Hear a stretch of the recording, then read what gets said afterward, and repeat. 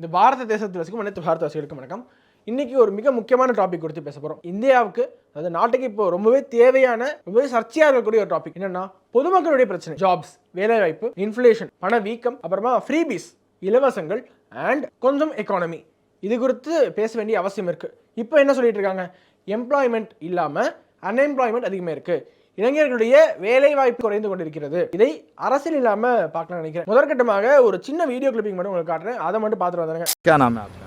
मेरा नाम बाला है, मैं बंगाल से हूँ। सच्चाई में काम नहीं है, मैं भी सूट बूट पहन के रोड पे निकलता हूँ, गाड़ी है, सब कुछ है, काम के लिए तलाश में निकलता हूँ, काम नहीं है। काम नहीं है। कितना पढ़ाई किया आपने?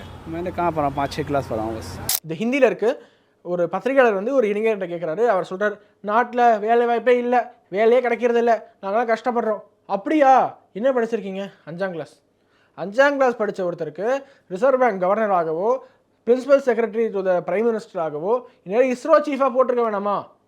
இது இவ்வளோ பெரிய கன்சர்ன் என்று நினைப்பவர்கள் கவனத்திற்கு unemployability is the main reason behind unemployment. இதை கொஞ்சம் உன்னிப்பாக கவனிக்க வேண்டிய கட்டாயம் இருக்குது. அன்எம்ப்ளாயபிலிட்டி அப்படின்னா என்னென்னா, ஒருவரை அந்த வேலைக்கு தகுதியான ஆளை தான் இருக்க முடியும், தகுதி இல்லாத ஆள் இருக்க முடியாது. ஒருவர் அந்த வேலைக்கு தகுதி இல்லாத பொழுது அந்த வேலைக்கான விண்ணப்பத்தை கொடுத்தால் அவர் எப்படி எடுக்க முடியும்? மக்களுக்கு இப்போ இருக்கக்கூடிய இளைய தலைமுறைக்கு மிக முக்கியமான பிரச்சனை ஒரு என்ன இருக்குன்னா அன்எம்ப்ளாயபிலிட்டி. அவங்களே அந்த சூட்டபிள் ஜாபுக்காக ஹையர் பண்ண முடியாத நிலையில் கம்பெனிஸ் இருக்காங்க. எத்தனையோ கம்பெனிஸ் புலம்புறாங்க, we need talent but we can't find talent.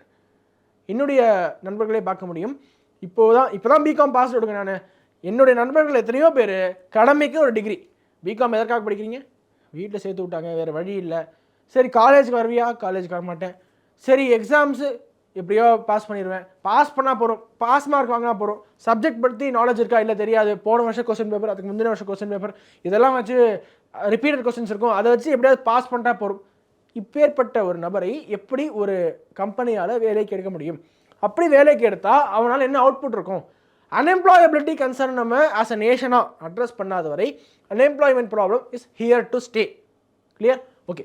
இப்போது இந்த அன்எம்ப்ளாயபிலிட்டி கிரைசிஸை எப்படி போக்குறதுனா, இளைஞர்கள் இன்னுமே மும்பரமாக அவர்களுக்கு பிடித்தமான துறையை தேர்ந்தெடுத்து அதில் அவர்களுடைய திறமையை வளர்த்துக்கிட்டு இனிமே மேலும் மேலும் மேலும் கடுமையான உழைப்பை போட்டு எப்படியாச்சும் இந்த துறையில் சாதித்து தீர்வேன் என்று வெறிகொண்டு உழைக்க வேண்டும். அதற்கு பெற்றோர்கள் உறுதுணையாக இருக்க வேண்டும். Choose a field. ஏதாச்சும் ஒரு ஃபீல்டில் சூஸ் பண்ணுங்கள், அதில் உங்களுடைய எல்லா கவனத்தையும் செலுத்துங்க, உங்களுடைய உழைப்பை போடுங்க, திறமை வளர்த்துக்கோங்க. If there is no talent இல்லாமல் ஆப்பர்ச்சுனிட்டி எப்படி வரும்? ஆப்பர்ச்சுனிட்டி வரணும்னா யூ நீட் டேலண்ட். அப்போது இங்கே ஒரு மிகப்பெரிய பிரச்சனையாக இந்த அன்எம்ப்ளாயபிலிட்டி கிரைசிஸ் இருக்குது. இன்னும் எத்தனையோ வீடியோக்கள் பார்க்க முடியும். நாடு முழுக்க நிறைய வீடியோக்கள் எடுத்திருப்பாங்க. நீங்கள் என்ன படிச்சிருக்கீங்க? உங்களுக்கு என்ன வேலை இருக்குது? எனக்கு வேலையே இல்லை, எனக்கு வேலையே யாரும் கொடுக்க மாட்டேங்கிறாங்க. என்ன படிச்சிருக்கேன்? 3ஆம் கிளாஸ், 4ஆம் கிளாஸ், 5ஆம் கிளாஸ், ஸ்கூலுக்கே போகலை, எனக்கு இன்னும் வேலையே கிடைக்கல என்றால் எப்படி கிடைக்கும்? அதுவும் அவங்க என்ன எதிர்பார்க்குறாங்க, அன்ஆர்கனைஸ் செக்டாரில் இல்லாமல் ஆர்கனைஸ் செக்டாரில் படிப்பு இல்லாமல் சேர்த்துக்கணும்னா எப்படி சேர்த்துப்பாங்க? சரி, ஓகே, சேர்த்துக்கலாம். எப்படி? ஸ்போர்ட்ஸில் எக்ஸலாக வரீங்களா? Okay, super. அடுத்து மியூசிக்கில் மேலே வரீங்களா? வாங்க, சூப்பர். அடுத்து இன்னும் எத்தனையோ துறைகள் இருக்குது. உங்களுடைய திறமையை நிரூபிக்கக்கூடிய துறைகள் எத்தனையோ துறைகள் இருக்கும்பொழுது அதில் நீங்கள் ஒரு முயற்சி செய்து கிடைக்கவில்லை என்றால் அதற்கு பிறகு கம்ப்ளைண்ட் பண்ணுறது லாஜிக் இருக்குது. நான் எந்த முயற்சி எடுக்க மாட்டேன், வீட்டில் வந்து ஸ்பூன் ஃபீட் பண்ணி எனக்கு வந்து வேலை வாய்ப்பு போட்டு கொடுக்கணும் என்றால் முடியாது. ப்ளஸ் இந்த ஒரு குற்றச்சாட்டு மிக முக்கியமாக நரேந்திர மோடி அரசாங்கத்தை பார்த்து எதிர்க்கட்சிகள், ராகுல் காந்தி அவர்கள் குறிப்பாக மீண்டும் மீண்டும் சொல்லிட்டே இருப்பார். இப்போ இல்லை, நீண்ட நாட்களாகவே அன்எம்ப்ளாய்மெண்ட், இன்ஃப்ளேஷன், தேஷ் கா யுவா பேரோஸ்கார் ஹே, அதாவது நாட்டினுடைய இளைஞர்கள் வேலை இல்லாமல் இருக்காங்க, இதற்கு காரணம் நரேந்திர மோடி, அவருடைய சாபம் உங்களை சும்மா விடாது, வேலை இல்லாமல் திண்டாடக்கூடியவர்களுடைய சாபம் நரேந்திர மோடி சும்மா விடாதான் என்று சொல்கிறவர் யாருன்னு பார்த்தோம்னா அவரே வேலை வெட்டி இல்லாதவர். ராகுல் காந்திக்கு என்ன வேலை வெட்டி இருக்குது? 24 மணி நேரமும் நரேந்திர மோடி அரசாங்கத்தை எதிர்த்து கேள்வி கேட்பதை விட, நரேந்திர மோடி அரசாங்கத்துக்கு குடைச்சல் கொடுப்பதை விட, ஒரு சில வெளிநாட்டு சக்திகளுடைய தூண்டுதலின் பேரால் அவர் இங்கே ஒரு குழப்பத்தை விளைவிப்பதை விட என்ன அவருக்கு வேலை இருக்குது? பார்லிமெண்ட்டில் போய் தூங்கணும், நல்லா செஷனில் தூங்கணும், அவருடைய சான்ஸ் கிடச்சா பொய்யா புடுங்கணும். இதுதானுங்க அவரோட வேலை. இப்பேற்பட்டவர் அவர்கிட்ட போய் ஒரு கேள்வி கேட்குறாங்க. பாராளுமன்றத்தில் ஒரு அட்டாக் நடக்குது, ஞாபகம் இருக்கா? அந்த கேஸ் போட்டாங்க இல்லையா, இந்த விசிட்டர்ஸ் கேலரி எகிரி குதிச்சாங்க இல்லையா சில பேர். அப்போது ராகுல் காந்தி கிட்ட போய் கேட்குறாங்க, என்ன காரணம் நினைக்கிறீங்க?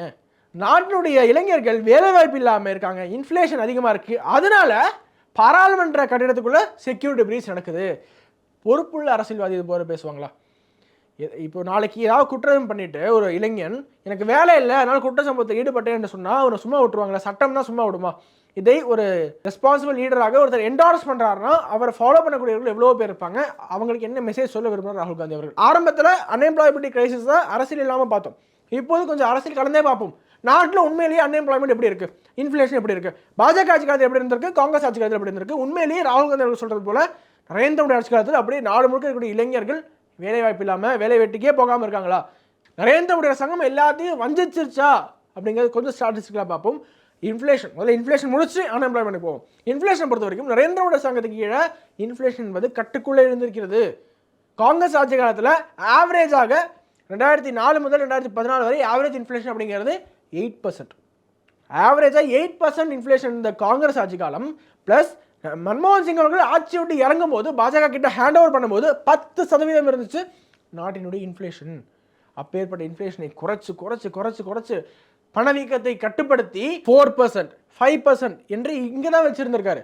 இன்னும் சொல்ல போனால் ஆவரேஜாக 5%, 5.03% நரேந்திர மோடியுடைய இன்ஃப்ளேஷன் ரேட் அவருடைய ஆட்சி காலத்தில். இன்னும் சொல்லப்போனால் நரேந்திர மோடியுடைய ஆட்சி காலத்தில் கோவிட் பெருந்தொற்று இருந்தது. இப்போ பார்த்தீங்கன்னா 3 to 4% தான் இன்ஃப்ளேஷன் இருக்குது. 4 to 5% தான் இந்த சிபிஐ, டபிள்யூபிஐ என்று எத்தனையோ இன்ஃப்ளேஷன் மேட்ரிக்ஸ் இருக்குது. அப்படி அதெல்லாம் வச்சு பார்க்கும்போது inflation is under control. UPA காலகட்டத்தில் பீக்காக 12% தொடர்ந்து இன்ஃப்ளேஷன். கோவிட் காலகட்டம் வந்த பிறகும் கோவிட்லேருந்து மீண்டு வந்த ஒரு பொருளாதாரம், கோவிட் சமயத்தில் ஆட்சி புரிந்த ஒரு பிரதமருடைய அந்த ஆட்சி காலத்தில் ஆவரேஜ் இன்ஃப்ளேஷன் எவ்வளோ என்று கேட்டால் இதுவரை இந்தியாவை ஆட்சி செய்த எல்லா பிரதமர்களை விட மிக குறைவான இன்ஃப்ளேஷன் ரேட்டை மெயின்டைன் செய்தது நரேந்திர மோடி அவர்கள். இந்தியாவோட நரேந்திர மோடியை விட மற்ற எல்லா பிரதமர்களுடைய ஆட்சி காலத்தில் இன்ஃப்ளேஷன் அதிகமாக இருந்தது. இதற்கு ஸ்டாட்டிஸ்டிக்கல் டேட்டா எவ்வளோ ப்ரூவ் பண்ணலாம்? மொரார்ஜி தேசாய் 5.1, ஐக்கிய குஜரால் 6.5, அடல் பிஹாரி வாஜ்பாய் 5.3, ஹெச்டி தேவேகவுடா 9%, ராஜீவ் காந்தி 7%, மன்மோகன் சிங் 8%, விபி சிங் 7%, இந்திரா காந்தி 8%, பிவி நரசிம்மராவ் 10%, லால் பகதூர் சாஸ்திரி 11%, சந்திரசேகர் 13% என்று இன்ஃப்ளேஷன் விண்ணை தொட்டது. இப்பேற்பட்ட லெகசியில் வந்த ராகுல் காந்தி நரேந்திர மோடியை பார்த்து உங்க ஆட்சியில் இன்ஃப்ளேஷன்ங்கிறாரு. அவர்கிட்ட பொதுமக்களாகி நாம் கேள்வி கேட்க வேண்டாமா? எப்படி நரேந்திர மோடியோட ஆட்சி காலத்தில் இன்ஃப்ளேஷன் அதிகமாக இருக்குன்னு கேள்வி கேட்க வேண்டாமா? கோவிட் பெருந்தொற்றிலிருந்து மீண்டு வந்த பொருளாதாரத்திலேயே 0% சான்சஸ் ஃபார் ரெசெஷன் இருக்கக்கூடிய ஒரே பொருளாதாரம் இந்திய பொருளாதாரம். ரெசெஷன் என்றால் ஜிடிபி அப்படிங்கிற எல்லாருமே தெரியும். ஒரு நாட்டில் நடக்கக்கூடிய ஒட்டுமொத்த உற்பத்தி, குட்ஸ் அண்ட் சர்வீஸ் எவ்வளோ நடக்குதோ கிராஸாக ஆட் பண்ணால் அது ஜிடிபியாக கால்குலேட் ஆகும். ஜிடிபி ஆண்டுக்கு ஆண்டு அதிகரிச்சிட்டே இருக்கும், ஏன்னா ப்ரொடக்ஷன் அதிகரிச்சிட்டே இருக்கு இல்லையா? அப்படி 2 கன்சிக்யூட்டிவ் குவார்ட்டராக, ஒரு வருடத்தில் 4 குவார்ட்டர், அப்படி 2 கன்சிக்யூட்டிவ் குவார்ட்டராக ஜிடிபியுடைய க்ரோத் ரேட் நெகட்டிவில் போச்சுன்னா, 2 கன்சிக்யூட்டிவ் குவார்ட்டர்ஸாக ஜிடிபியுடைய க்ரோத் ரேட் நெகட்டிவில் போச்சுன்னா தட் இஸ் கால்ட் ரெசெஷன். இப்படி 2 கன்சிக்யூட்டிவ் குவார்ட்டர்ஸாக ஜிடிபி க்ரோத் ரேட் நெகட்டிவாக போக சான்ஸே இல்லாத 0% ப்ராபபிலிட்டி இருக்கக்கூடிய ஒரே எக்கானமி இந்தியன் எக்கானமி. இவ்வளோ சிறப்பாக எக்கானமி மேனேஜ் பண்ணிட்டு இருக்கக்கூடிய ஒரு கவர்மெண்ட் நரேந்திர மோடி கவர்மெண்ட். சேகர் பாபு அவர்கள் நம்மளுடைய சென்னை மேயர் கிட்ட சொல்லுவார், அடிச்சு விடு அப்படின்ட்டு பக்கத்தில் உட்காந்துக்கிட்டு. அது மாதிரி ராகுல் காந்தி கிட்ட பக்கத்து யாரோ சொல்கிறாங்க போல, அடிச்சு விடு, உங்களை யார் கேள்வி கேட்க போறா அப்படின்ட்டு ராகுல் காந்தி அடிச்சு விட்டுக்கிட்டு இருக்காரு. அடுத்ததாக அன்எம்ப்ளாய்மெண்ட் பார்ப்போம். அன்எம்ப்ளாய்மெண்ட் கிரைசிஸ் இருக்கு, அதனால அன்எம்ப்ளாய்மெண்ட் அதிகமாக இருக்கு. நரேந்திர மோடி அரசாங்கம் அவருடைய ஆட்சி காலத்தில் அன்எம்ப்ளாய்மெண்ட் இருக்க தான் செய்யும், டீல் வித் இட். அன்எம்ப்ளாய்மெண்ட் காரணமாக தான் அன்எம்ப்ளாய்மெண்ட் இருக்கு, அதனால நீங்கள்லாம் வேலை இல்லாமல் திண்டாடுங்கடா அப்படின்னு சொல்லக்கூடியவர்கள் நாங்கள் கிடையாது. நரேந்திர மோடி அரசாங்கத்தினுடைய மிகப்பெரிய அச்சீவ்மெண்ட்டு அதிகபட்சமான வேலைகளை உருவாக்கி வேலை தருபவர்களாக, வேலை தேடுபவர்களிலிருந்து வேலை தருபவர்களாக, தொழில் முனைவோர்களாக மாற்றிய பெருமை நிறைய நபர்களை, அதாவது கோடிக்கணக்கான இந்தியர்களை தொழில் முனைவோர்களாக, பிசினஸ் மேனாக ஆக்கின பெருமை நரேந்திர மோடி அரசாங்கத்தை சாரும். இது குறித்து நரேந்திர மோடி பேசியிருப்பார். உங்களுடைய ஆட்சி காலத்தில் இன்ஃப்ளேஷன் அதிகமாக இருக்குது, அன்எம்ப்ளாய்மெண்ட் அதிகமாக இருக்குங்கிறாங்களே, இது குறித்து உங்களுடைய கருத்து என்ன? உண்மையிலேயே அவ்வளோ இருக்கா இன்ஃப்ளேஷன் என்று ஜேர்னலிஸ்டுடைய கேள்விக்கு நரேந்திர மோடி பதில் அளிச்சிருப்பாரு. எலெக்ஷனுக்கு முன்னாடி ஒரு இன்டர்வியூ கொடுத்துருப்பாரு. இண்டிகேட்டர்ஸை பாருங்க, job generation indicators, the returns filed by individual taxpayers more than doubled from 3.6 crore in 2013 to 8.8 crore in 2023-24. அதாவது இன்கம் டாக்ஸ் பேயர்ஸ் டபுள் ஆயிருக்காங்க. இன்கம் டாக்ஸ் பேயர்ஸ் எப்போ அதிகமாவாங்க? அதிகமாக சம்பாதித்து அவருடைய வருமானம் பெருகினால் இன்கம் டேக்ஸ் பேயர்ஸ் அதிகமாவாங்க. ஸோ இன்கம் டேக்ஸ் பேயர்ஸ் 2 மடங்காக இருக்காங்க என்றால் எவ்வளோ ஜாப்ஸ் கிரியேட் ஆயிருக்கும், எவ்வளோ நபர்களுக்கு இன்கம் அதிகரிச்சிருக்கும் அப்படிங்கிறத நீங்களே யோசிச்சு பாருங்க. அடுத்த மேட்ரிக்ஸ் வரும். எம்ப்ளாயி ப்ராவிடென்ட் ஃபண்ட் என்பது எல்லா கம்பெனிலுமே இருக்கும், இபிஎஃப்லாம் இருக்கும். ஸோ அப்படி எம்ப்ளாயி ப்ராவிடென்ட் ஃபண்ட் இந்த அளவுக்கு அதிகரிச்சிருக்கு அப்படின்னு பார்த்தோம்னா over 6 crore new EPFO subscribers have been added in the last 7 years, indicating a surge in youth employment. PLFS data shows that between 2017 and 2023, the participation rate of the worker population has increased to over 56%, and unemployment is at a historic low of 3.2%. Worker participation rate அதிகரிச்சிருக்கு. புதிதாக 6 கோடி employee provident fund அந்த இது create ஆயிருக்கு. And historic லோவாக unemployment குறைந்திருக்கிறது. நரேந்திரவுடைய சொந்த statement இது. அவருடைய கவர்மெண்டோட ரிப்போர்ட் கார்டை ஃபேக் டேட்டாவால் அவரால் கொடுக்க முடியாது. அவருடைய பெர்ஃபார்மன்ஸை அவர் மதிப்பீடு செய்து நிறைய ஆதாரங்களோட பிரசன்ட் பண்ண ஒரு டேட்டா அது. இதற்கு நிறைய காரணங்கள் இருக்கு. எம்ப்ளாய்மெண்ட் அண்டர் மோடி, நரேந்திர மோடி அரசாங்கத்திற்கு கீழே இது போன்ற ஜாப்ஸ் அதிகரிச்சதுக்கு நிறைய காரணம் இருக்கு. முதல் காரணம் ஸ்டார்ட் அப்ஸ். எத்தனையோ ஸ்டார்ட் அப்ஸ் நரேந்திர மோடி ஆட்சி காலத்தில் நரேந்திர மோடி அரசாங்கத்தினுடைய ஊக்கம் கொடுத்ததின் பேரில் அவர்களுக்கு ஆதரவாக ஸ்டார்ட் அப்க்கு ஆதரவாக ஒரு சூழல் இங்கே உருவானதற்கான காரணமாக நிறைய ஸ்டார்ட் அப்ஸ் இங்கே ப்ளூம் ஆச்சு. இது குறித்து பேசியிருப்பாங்க நிறைய அமைச்சர்கள், பாஜகவை சேர்ந்தவர்கள், பிரமுகர்கள் பேசியிருப்பாங்க. Government's job it's not to play cricket.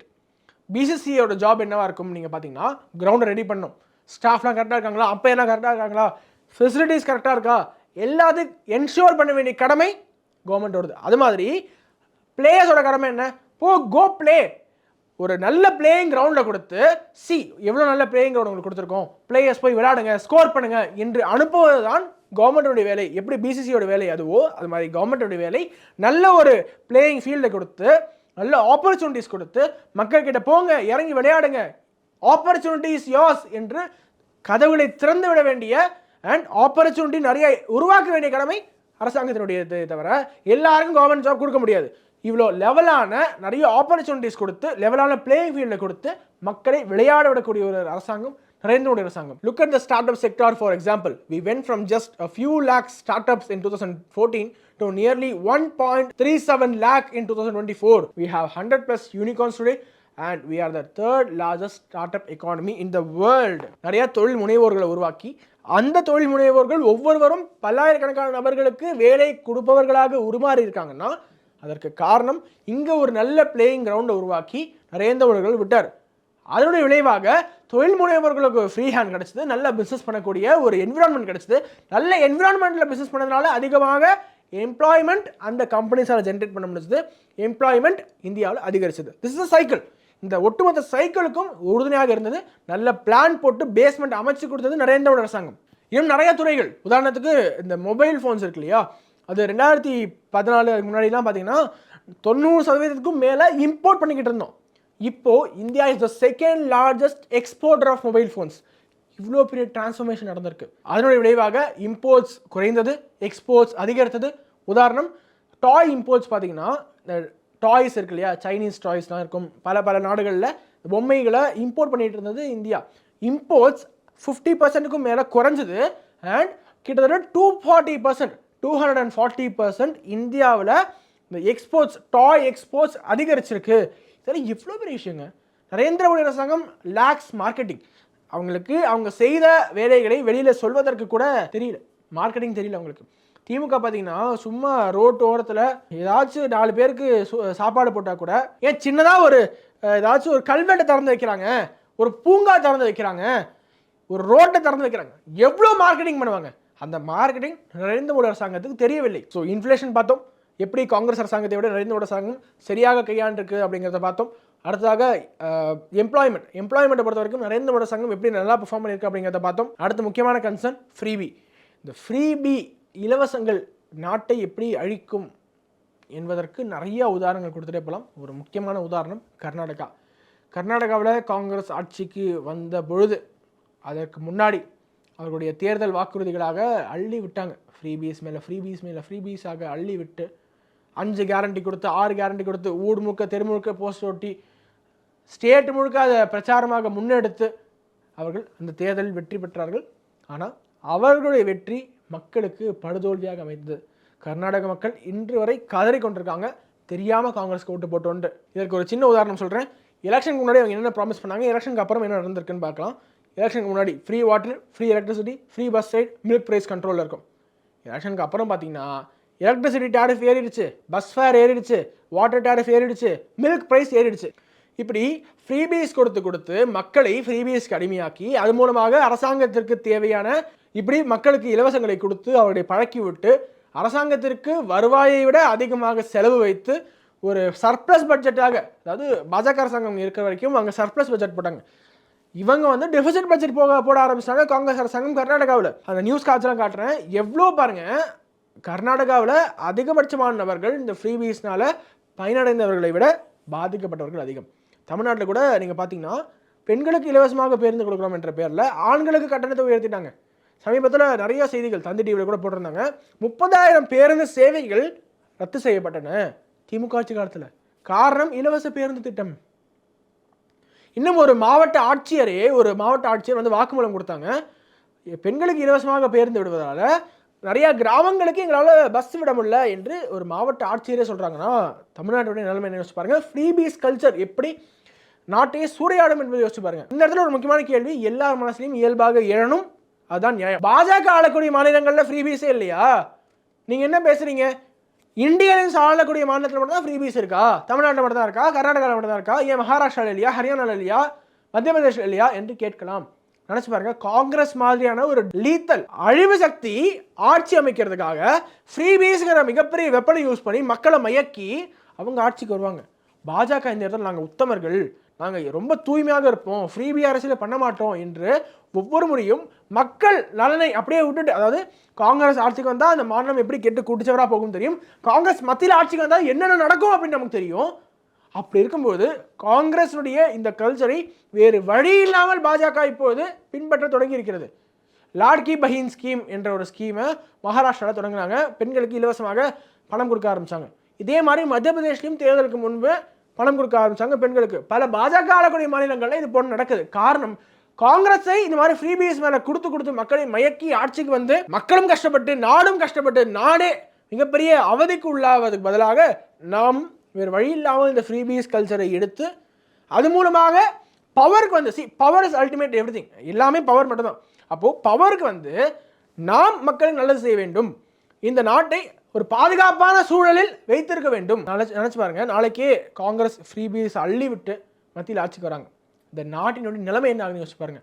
அதனால தான் சொல்கிறோம், பாஜக 100% தூய்மையான பாட்டே இருக்க முடியாது. அண்ணாமலை சொல்லிட்டே இருப்பார் இல்லையா, நீங்கள் ரவுடினா நான் டபுள் ரவுடி, நீங்கள் திராவிடம்னா நான் திராவிடம் ப்ளஸ், கண்ணுக்கு கண் பல்லுக்கு பல் என்று வேறு வழி இல்லாமல் ஒரு சில தவறான கொள்கைகளை உள்வாங்கி அதை செயல்படுத்தி ஆட்சியில் அமர்ந்து அது மூலமாக நாட்டை பாதுகாப்பாக வைத்திருப்பது மட்டும்தான் பாஜக இருக்கக்கூடிய ஒரே ஆப்ஷன், நோ அதர் ஆப்ஷன். என்ன பண்ண சொல்றீங்க? அப்போ நீங்க ஆட்சி புரிஞ்சுக்கோங்க, நாங்கள் அப்படியே உங்களை குத்த சொல்லிக்கிட்டு நாட்டில் வந்து காங்கிரஸ் அழிச்சிருச்சு ஒப்பாரி வச்சுட்டே இருக்கிறது பாஜகவுடைய வேலையா? பாஜக இருக்கக்கூடிய இந்த ஃப்ரீபி அரசியல் நமக்கு உடன்பாடு இல்லாமல் there is no other go, there is no other option unless the opposition அதை கைவிட்டால் ஒழிய பாஜகவில் கைவிட முடியாது. மக்கள் மாறாத வரை, அதனால தான் சொல்லிட்டு இருக்கோம், மக்கள் நாங்கள் இனிமேல் ஃப்ரீபீஸ்க்கு வாக்களிக்க மாட்டோம் என்று முடிவெடுத்தால் ஆப்போசிஷன் மாறுவாங்க. பாஜக இனிமேல் வலுவாக தேசத்திற்கு தேவையான அனைத்து நல்ல விஷயங்களை செய்ய முடியும். அதனால மக்கள் மத்தியில் இந்த ஃப்ரீபீஸ்க்கு எதிரான பிரச்சாரத்தை முன்னெடுங்கள். ஃப்ரீபீஸ் எப்படி நாட்டை சூறையாடி விடும், கர்நாடகாவை எக்ஸாம்பிளாக காட்டுங்க, நிறைய நாடுகள் எக்ஸாம்பிளாக காட்டுங்க, அப்போதுதான் மக்கள் உணர்வார்கள். மக்கள் மத்தியில் இதை உரையாடி கொண்டே இருப்போம். என்றேனும் ஒரு நாள் மக்கள் உணர்ந்து கொள்வார்கள் என்ற நம்பிக்கையோடு விடைபெறுகிறேன். மீண்டும் அடுத்த நிகழ்ச்சியை சந்திக்கிறேன். வணக்கம். வந்தே மாதரம்.